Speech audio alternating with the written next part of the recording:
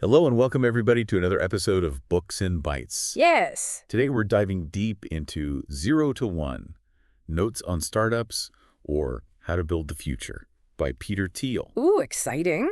You might know him as co-founder of PayPal and Palantir and an early investor in companies like Facebook and SpaceX. Right. His book is a fascinating look at building companies that create something truly new. Yeah, What he calls going from 0 to 1. that's right. And he doesn't just talk about the what, he digs into the why. Yeah. He really challenges conventional thinking about business, Okay. arguing that competition is actually bad. Hmm. And monopolies are good when they're built on real innovation. Okay, so that already sounds a little controversial, right? It is a little bit, yeah. I mean, we're all taught that competition is good for the economy. Right. But Thiel has a very different perspective. He does, and it all stems from his core belief that real progress comes from creating new things, Okay. not just copying what already exists. He sees globalization as simply copying what works somewhere else, Right? while technology is about creating something truly new. Okay. He even argues that we need to be more definite in our thinking about the future, Okay. to have a clear vision of what we want to create and then work towards it. So he's not just talking about building businesses. Nope. He's talking about building a better future. Exactly. And he believes that startups are the key to doing that. Yeah. So where do we even begin with a book that's packed with so many ideas? Oh, let's start by laying out some of the key themes that run through the entire book. Okay. First, there's this idea of going from 0 to 1, which we've already touched on. Right. It's about creating something truly new, not just iterating on existing ideas. Okay. Second, there's the idea that monopolies built on innovation are actually good for society because they incentivize long-term thinking and investment in groundbreaking research and development. Okay. Third, Thiel talks about the power law. This idea that a few things achieve exponentially greater results than all others. Right.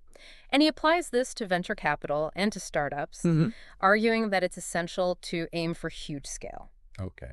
Fourth, he talks about the importance of secrets, valuable truths that most people don't see, Right. and how finding those secrets can be the foundation of a successful company. And finally, he emphasizes the importance of building a strong company culture All right. with shared values and a clear mission, as well as the need for effective distribution and sales. Wow. That's a lot to unpack. Yeah. But it gives us a great framework for diving into the book. So let's start at the very beginning. Okay. The book opens with this provocative statement. Every moment in business happens only once. What do you think Thiel is getting at here? He's setting the stage for his argument that simply copying what's already been done won't lead to lasting success. Think about it: copying Bill Gates, Larry Page, or Mark Zuckerberg won't lead to similar success because the landscape has changed. Right. The most valuable businesses are built on doing something new. Okay. He contrasts this with globalization, which he sees as simply copying what works somewhere else. Okay. He uses the example of China rapidly copying the U.S., but not really innovating. Right. Thiel's point is that we need to focus on technology, on creating new things, if we want to build a better future. So he's really pushing back against this idea of just following the crowd, Yeah. of doing what everyone else is doing. Yeah. He's saying that if you want to create something truly valuable, you need to find your own path. Exactly. And that's where his concept of 0 to 1 comes in. Right. It's about creating something truly new, not just making incremental improvements. Okay. He argues that this is where real value lies. This reminds me of that famous line from the book. Oh, yeah. The best entrepreneurs are builders who focus intensely on a specific problem and create a solution that no one else can offer. Yes. And that leads us to one of his most controversial ideas. Okay. Monopolies are actually good for society when they're based on innovation. He uses companies like Google and Apple as examples. Right. His argument is that competition can actually lead to stagnation and a race to the bottom. Okay. It forces companies to focus on short-term gains instead of long-term innovation. Right. Monopolies, on the other hand, have the resources and the incentive to invest in groundbreaking research and development. I have to admit, I was really skeptical of this idea at first. Yeah. It just seems so counterintuitive. Yeah. But the more I think about it, the more I see his point. If you're constantly worried about your competitors catching up, You're less likely to take big risks and invest in truly innovative ideas. Right, and Thiel argues that monopolies are often vilified because people confuse them with rent-seeking businesses that simply exploit their market power. Right. But he distinguishes between these types of monopolies and those that are built on genuine innovation. Okay. He argues that creative monopolists give customers more choices by adding entirely new categories of abundance to the world. They drive progress because the promise of long-term profits incentivizes them to innovate. So it's not just about being big. Yep. It's about being different, about creating something truly new and valuable. Yeah. That gives you a sustainable advantage. Exactly. And that brings us to another key concept, the power law. Okay. Thiel argues that we live in a world where a few things achieve exponentially greater results than all others. Right. He says this applies to venture capital, Okay. where a small number of investments generate the vast majority of returns. Right. And to startups, where a few companies will dominate their markets. You know, I've definitely seen this play out in my own work. Yeah. You put so much effort into so many different projects, but it's often just a handful that really move the needle. Exactly. And Thiel argues that this is something that most people, even experienced investors, underestimate. They treat venture investing like buying lottery tickets, diversifying across many companies without a clear belief in the potential of each one. Right. He says every company in a good venture portfolio must have the potential to succeed at vast scale. So it's not just about spreading your bets. Right. It's about finding those few companies that have the potential to be truly game-changing. Right. And that leads us to one of the most intriguing concepts in the book, secrets. Okay. Thiel believes there are still valuable truths hidden in plain sight waiting to be discovered.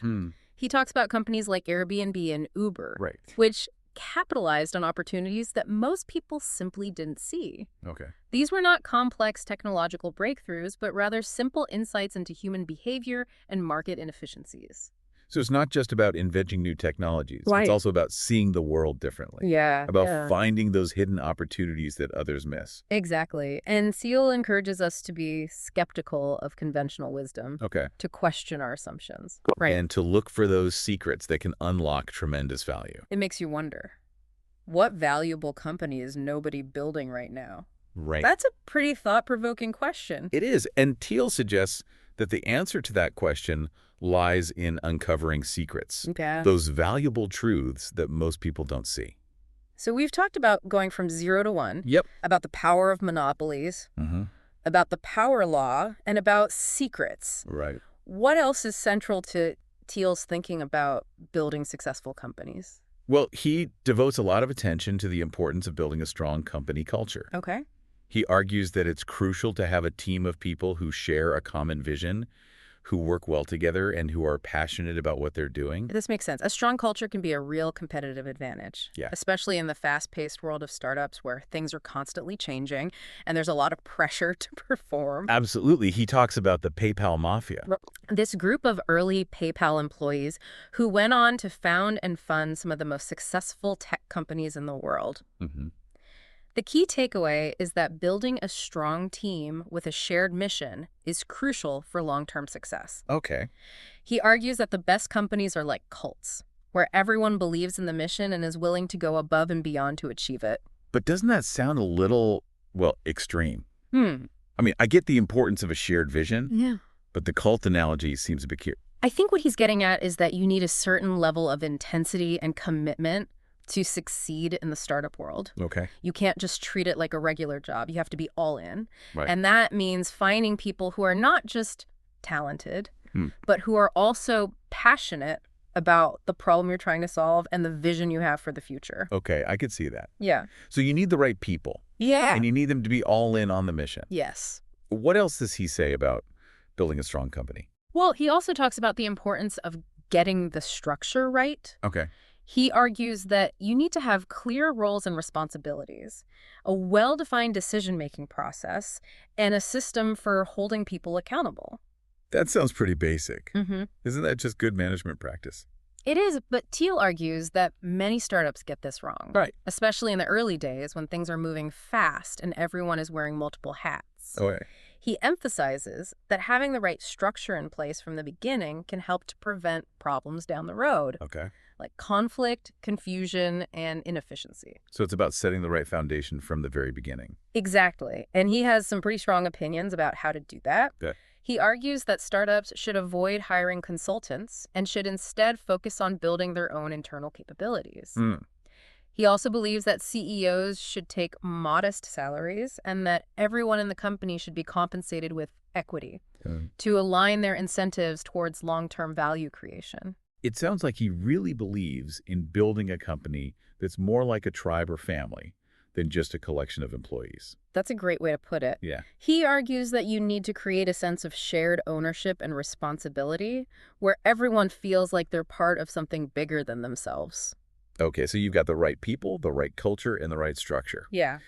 What else is needed to build a successful company, according to Thiel? Well, one thing that might surprise people is his emphasis on the importance of sales. He argues that even the best products need great distribution to succeed. That makes sense. Yeah. You can have the greatest idea in the world, but if no one knows about it, Right. it's not going to go anywhere. Right. He breaks down different types of sales, Okay. from complex sales to viral marketing, and gives examples of how companies like SpaceX and PayPal used effective sales strategies to achieve massive growth. Right. It's a reminder that building a great product is only half the battle. Yeah. Getting it into the hands of customers is just as important. So he's saying that you can't just build it and expect them to come. Right. You have to actively go out and sell your product or service. Exactly. And he offers some interesting insights into how to do that effectively. Okay. He talks about the importance of identifying your target market, understanding their needs, and crafting a message that resonates with them. Right. He also emphasizes the importance of building relationships with customers and providing excellent customer service. So it's not just about pushing your product. Nope. It's about understanding your customers and building long-term relationships with them. Right. And he even goes so far as to say that every startup should have a dedicated sales function. Okay. Even if it's just one person in the early days. This is all great advice for entrepreneurs. Yeah. But what about the rest of us? What are the key takeaways from 0 to 1 for people who aren't necessarily looking to start their own company? That's a great question. I think one of the most important takeaways is the importance of thinking differently, of questioning conventional wisdom. Right. And of looking for those hidden opportunities that others miss. So it's about being curious, being skeptical, and being willing to challenge the status quo. Exactly. And I think another important takeaway is the importance of building strong relationships with people who share your vision. Right. And who can help you achieve your goals. Okay. Thiel talks about the power of networks. Right. Of finding people who can support you, challenge you, and help you grow. So it's about building your own PayPal mafia, Yeah, so to speak. Exactly. It's about finding your tribe, your community of people who believe in what you're doing and who are willing to work alongside you to make it happen. I think that's a really powerful message. Yeah. It reminds us that we're not in this alone and that we can achieve great things when we work together towards a common goal. Absolutely. And I think another important takeaway is the importance of thinking long-term. Right. Of having a clear vision for the future. Yeah. And of making decisions that align with that vision. So it's not just about chasing short-term gains. Yep. It's about building something that will last, something that will make a real difference in the world. Exactly. And I think that's one of the most inspiring things about Thiel's book. Yeah. It's a call to action, a challenge to think bigger, to be bolder, and to create a better future. So we've covered a lot of ground so far. Yeah, we have. But we're just scratching the surface of all the ideas that Thiel explores in 0 to 1. That's right. And there are still many more interesting and thought-provoking concepts to unpack. Well, before we go any further, I think it might be helpful to take a step back and reflect on what we've learned so far. Okay. What are some of the key takeaways that really stand out to you? I think one of the most important takeaways is Thiel's emphasis on the importance of thinking for yourself and questioning conventional wisdom. He repeatedly challenges us to look beyond the surface and to identify the hidden truths that drive success in business and in life. He encourages us to be contrarian thinkers, to be willing to challenge the status quo, and to pursue ideas that others might dismiss as crazy. He believes that this kind of independent thinking is essential for innovation and progress. Another key theme that emerged was the importance of building a strong team and culture. Thiel emphasizes that great companies are built by great people who share a common vision and work well together. He argues that a company's culture is not something that can be imposed from the top down, Right. but rather emerges organically from the values and beliefs of the team. He believes that a strong culture can be a powerful competitive advantage, Right. attracting and retaining top talent, and fostering a sense of shared purpose and commitment. A third thing that resonated with me was the importance of distribution and sales. Thiel challenges the common misconception that great products sell themselves, arguing that even the most innovative product needs an effective distribution strategy to reach its target market. He breaks down different types of distribution, Yeah. from complex sales to viral marketing, and highlights the importance of finding the right approach for your specific business. He argues that distribution is often overlooked by entrepreneurs, especially those with a technical background, Right. but that it's just as important as product development. A fourth theme that stood out was Thiel's belief in the power of human-computer complementarity. He argues that computers are tools that can augment human capabilities, not replace them. He believes that the most valuable businesses of the future will be built on combining human intuition and expertise with the data-crunching abilities of computers. He encourages entrepreneurs to focus on solving problems that require both human and computer intelligence, rather than trying to automate everything. And finally, Thiel's analysis of the clean tech bubble provides valuable lessons for entrepreneurs in any industry. He argues that entrepreneurs should focus on building sustainable businesses that can compete in the free market, rather than relying on government subsidies or chasing fleeting trends. He also cautions against overestimating the importance of any particular sector, no matter how important it might seem. Right. You need to find a defensible niche and dominate a small market. Yeah. Before you can hope to scale up and achieve lasting success. Those are all incredibly valuable lessons. Absolutely. So where do we go from here? What's next in our deep dive into 0 to 1? Well, next we'll delve into some of the more specific concepts and strategies that Thiel outlines in the book. Like how to build a strong company culture, how to identify and capitalize on secrets, and how to develop effective distribution and sales strategies. Sounds good. Let's take a quick break and then we'll come back and continue our exploration of 0 to 1. Okay, sounds good. All right, are you ready to dive back into 0 to 1? Absolutely. I'm really curious to hear more about Thiel's ideas on building a strong company culture. He talks about it a lot. And I think it's something that a lot of entrepreneurs struggle with. You're right. It's one of those things that's easy to say but hard to do. But Thiel offers some really concrete advice. He starts by emphasizing the importance of getting the right people on the bus. Okay, so it's all about hiring the right people. That's HR 101, right? Well, it's more than just hiring for skills. Thiel argues that you need to find people who are truly aligned with your company's mission and values.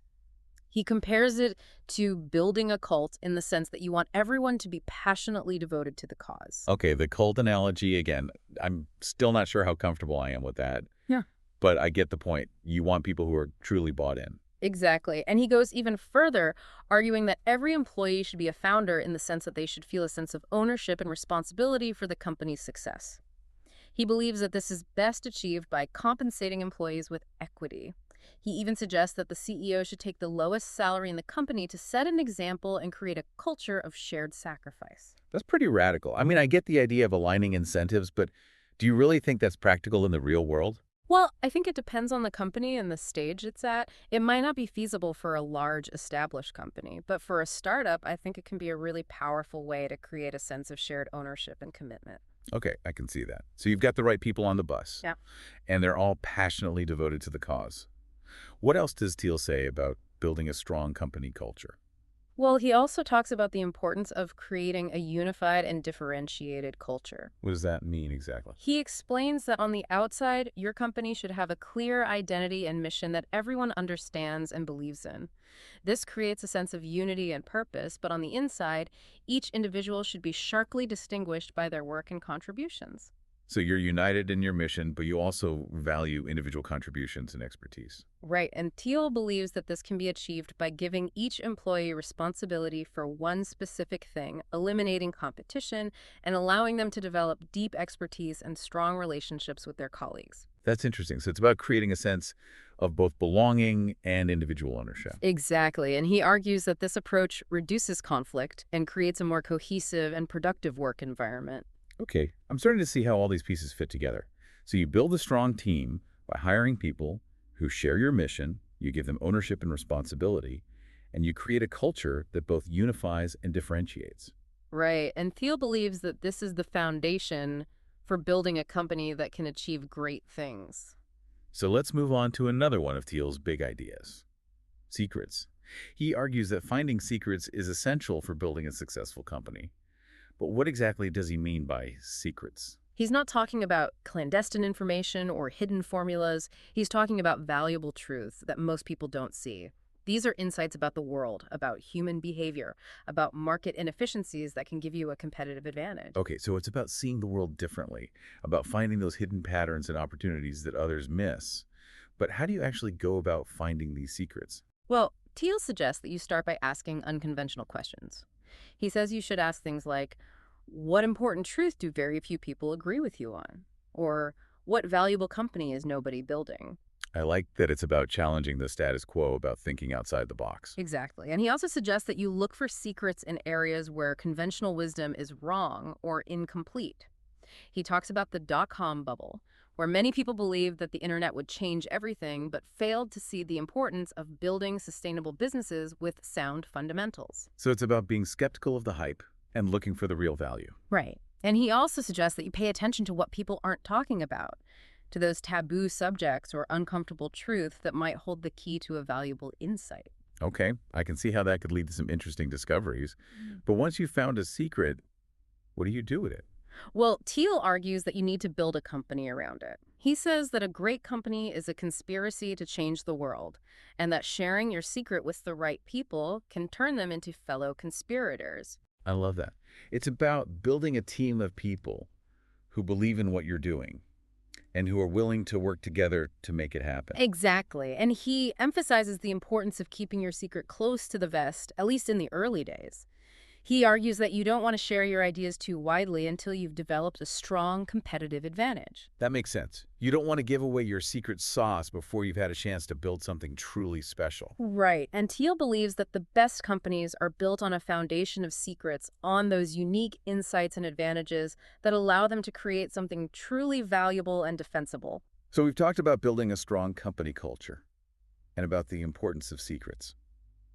What else does Thiel have to say about building successful companies? Well, he also devotes a significant portion of the book to discussing distribution and sales. You know, I think a lot of entrepreneurs underestimate the importance of this. They focus so much on building a great product that they neglect the equally important task of getting it into the hands of customers.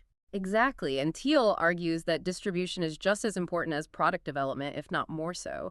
He says that even a superior product will fail if it can't reach its target market. So it's not enough to just build a better mousetrap. You have to figure out how to get people to beat a path to your door. Right, and Thiel outlines several different distribution strategies ranging from complex sales, where you're dealing with large organizations and long sales cycles, to personal sales, where you're building relationships with individual customers, to marketing and advertising, which can reach a broad audience, but can also be very expensive, to viral marketing, where you're relying on word of mouth and social media to spread the word about your product. So there's no one-size-fits-all approach. You have to find the strategy that works best for your business. Exactly. And Thiel argues that the best distribution strategy is often the one that's least obvious. He encourages entrepreneurs to think creatively and to experiment with different approaches until they find something that works. He also emphasizes the importance of finding the right distribution channel for your product. He says that one distribution channel is likely to be far more effective than all others for a given business. Yes. He cautions against the kitchen sink approach of trying to use every possible distribution channel without mastering any of them. He argues that if you can get just one distribution channel to work really well, you have a great business, but if you try to use several without succeeding at any one, you're likely to fail. It sounds like he's really advocating for focus and specialization. Don't try to be everything to everyone. Find your niche and dominate it. Exactly, and he believes that this applies to distribution just as much as it applies to product development. So we've talked about building a strong company culture, finding and capitalizing on secrets, and developing effective distribution strategies. What else does Thiel have to say about building successful companies? Well, he also talks about the importance of timing. He argues that timing is often the most important factor in a startup's success or failure. That makes sense. If you enter a market too early, the technology might not be mature enough, or the demand might not be there yet. And if you enter too late, you might miss the boat altogether. Right, and Thiel offers some insights into how to assess the right time to launch a business. He suggests that entrepreneurs should carefully consider the market landscape, the competitive dynamics, and the technological trends. He also emphasizes the importance of being adaptable and willing to pivot your business model if necessary. So it's about being both strategic and flexible. You need to have a plan, but you also need to be willing to adjust it as you go along. Exactly. And he reminds us that even the most successful startups have faced challenges and setbacks along the way. It's about being persistent, learning from your mistakes, and never giving up on your vision. This reminds me of another one of Thiel's famous quotes. We wanted flying cars. Instead, we got 140 characters. He uses this to highlight how we've become less ambitious in our thinking about the future. Yes, and I think that leads nicely into the next big idea in the book, the importance of thinking long term. This is something that I think is really lacking in today's world, where everything is so fast-paced and focused on instant gratification. Right, and Thiel argues that this short-term thinking is detrimental to innovation and progress. He believes that we need to be more willing to invest in the future, even if it means sacrificing some short-term gains. He encourages us to think about the kind of world we want to create for ourselves and for future generations, and to make decisions that are aligned with that long-term vision. Exactly, and he argues that startups are uniquely positioned to do this because they're not beholden to the same short-term pressures as large established companies. So they have the freedom to think big, to take risks, and to pursue ambitious goals that might take years or even decades to achieve. Right, and Thiel believes that this is how we'll create a truly better future by investing in innovation and building companies that are focused on solving big problems and creating lasting value. So we've talked about building a strong company culture, finding and capitalizing on secrets, developing effective distribution strategies, timing your entry into the market, and thinking long-term. Are there any other key takeaways from 0 to 1 that we should discuss? Well, one that stands out is his emphasis on the importance of building a product that people actually want. He argues that too many startups focus on building cool technology without considering whether there's a real market need for it. He uses the example of the Segway, which was a technological marvel but ultimately failed because it didn't solve a real problem for enough people. I think that's a really important point. It's easy to get caught up in the excitement of building something new and innovative, but you have to remember that it's all for nothing if no one wants to buy it. Exactly. And Thiel encourages entrepreneurs to start with the problem, not the solution, and to focus on building products that solve real problems for real people. He believes that the best way to do this is to talk to potential customers early and often to get feedback on your ideas and to be willing to iterate your product based on that feedback. That's great advice. Yeah. It's so easy to get caught up in your own head and to think that you have the perfect solution, but the reality is that you don't really know until you get feedback from real customers. Absolutely. And Thiel emphasizes that building a great product is an iterative process. It's about starting with a minimum viable product, getting it into the hands of customers, getting feedback, and then making improvements based on that feedback. He argues that this is the fastest and most effective way to build a successful product. So it's not about trying to get everything perfect from the start. It's about getting something out there, learning from your mistakes, and iterating your way to success. Exactly. And Thiel believes that this approach is essential for building products that people actually want. So we've covered a lot of ground so far, but there's still one more big idea that I want to touch on: the power law. Thiel argues that we live in a world where a few things achieve exponentially greater results than all others. What are the implications of this for entrepreneurs and for anyone who's trying to make a difference in the world? Well, I think one of the most important implications is that you need to be very selective about where you focus your time and energy. If you try to do too many things, you're unlikely to achieve significant results in any of them. So it's about prioritizing and focusing on those areas where you can have the biggest impact. Exactly. And Thiel encourages us to think about the power law in everything we do.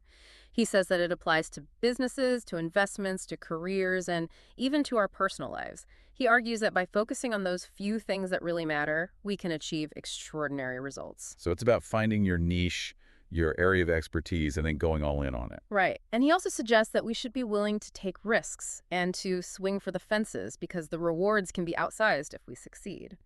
He argues that in a power law world, it's better to be right once and make a huge impact than to be right many times but only achieve incremental gains.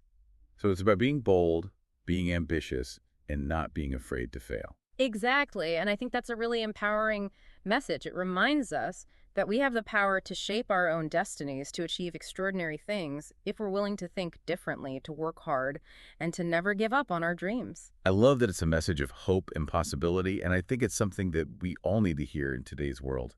So we've talked about a lot of Thiel's big ideas and practical advice, but there's one more big idea that I want to touch on before we wrap up this episode. Thiel's vision for the future.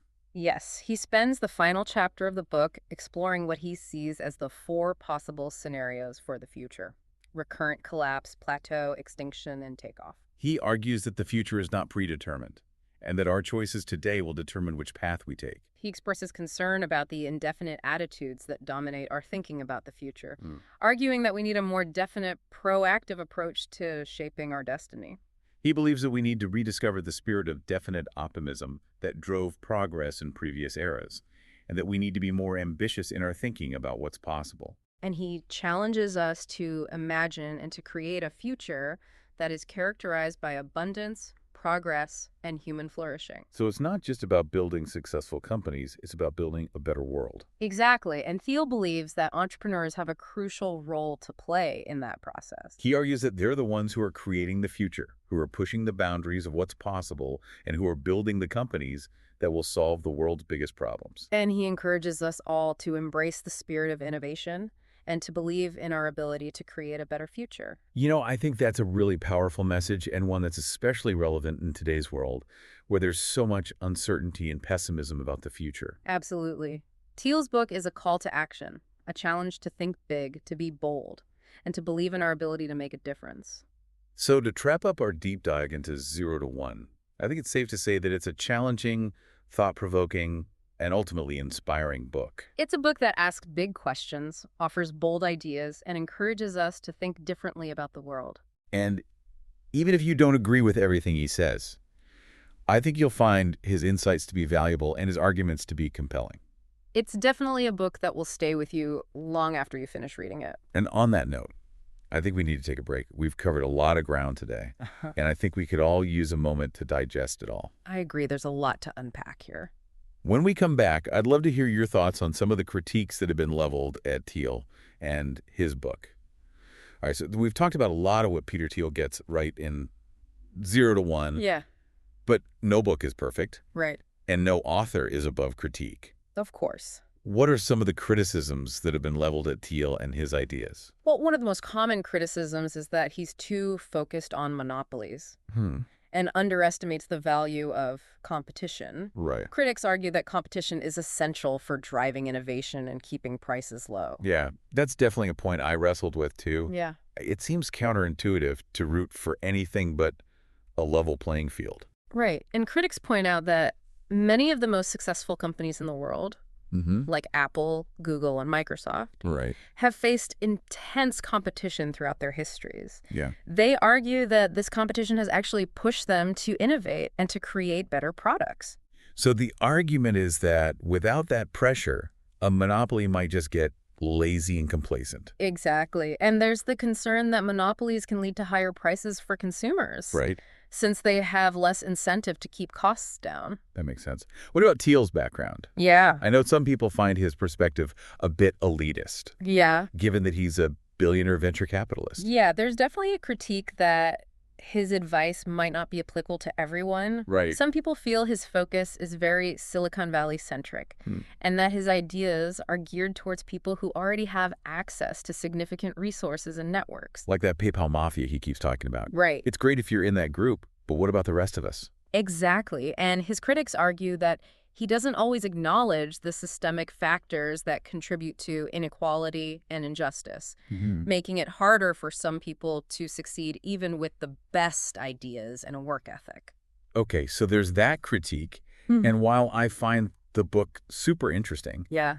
I have to admit, I found some parts of it pretty tough to get through. That's another common criticism. Some people find Thiel's writing to be dense and jargon-filled, relying heavily on abstract concepts and not always providing clear, actionable advice. Yeah, he definitely assumes a certain level of familiarity with the world of startups and venture capital. Right. It's not exactly a book for beginners.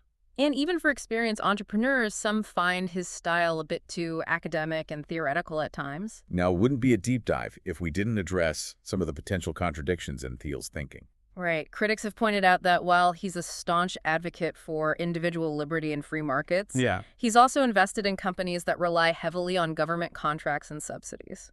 And he's a big critic of higher education, yet he's a graduate of Stanford. Yeah. Both undergrad and law school. Exactly. So there's a bit of do as I say, not as I do going on there. Right. Which can feel a bit hypocritical to some people. Okay, so we've aired some of the criticisms. Yeah. But despite all that, I still think 0 to 1 is a valuable read. Oh, for sure.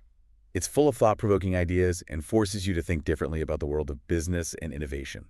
I completely agree. It's one of those books that stays with you even if you don't agree with everything in it. Right. It sparks debate and helps you see familiar problems in a new light. And even if you're not planning to start your own company. Right. I think there are a lot of valuable takeaways about thinking for yourself, challenging conventional wisdom, and finding your own path. Exactly. It encourages you to be more deliberate and intentional about your choices, both in your career and your life, to think about what kind of future you want to create and how you can contribute to that.